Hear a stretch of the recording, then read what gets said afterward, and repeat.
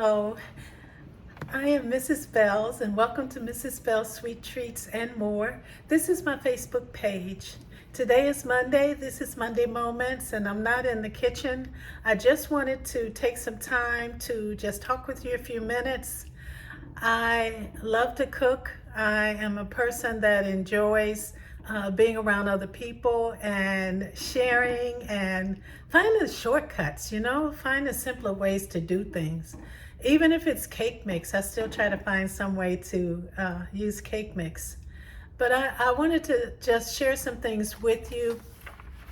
I've been cooking for many years. Those of you who know me know it's been a lot of years. I have not always been successful, but I want to encourage those of you who are excellent cooks and those of you who are just on your journey, some who don't even like to cook. I want to just remind you that cooking takes a decision. It doesn't mean that you have to be perfect. You don't start perfect. I certainly didn't. I don't know anybody that came out the womb cooking right. But there's always going to be someone that cooks better or has a better spin on your recipe or some other. So it just takes a decision that you want to cook. The other thing is a willingness. I can't cook. I remember I can't cook. I'm just a whatever. But I was willing to learn, and I had many adventures in the learning. And cooking takes imagination. Sometimes when I first learned to cook, I didn't have the courage of my own, so I'd go to recipes, or it takes you on an adventure when you're cooking.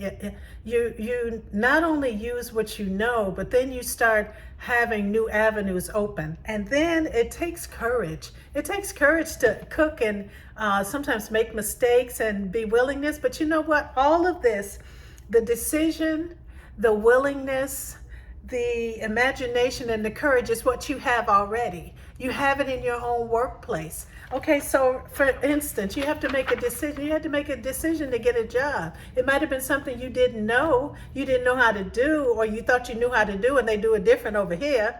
But it took a decision. You were willing to do that. You had a willingness to learn. So you also had imagination because you had ideas that, the company does this, but I know a better way that I can do it, or I can figure it out better, or a shorter cut that I can do. And then it takes courage to do what it is that you know you can do, and to get back up, and to not always have all the answers and all the ingredients, but work with what you have and look what you can come up with.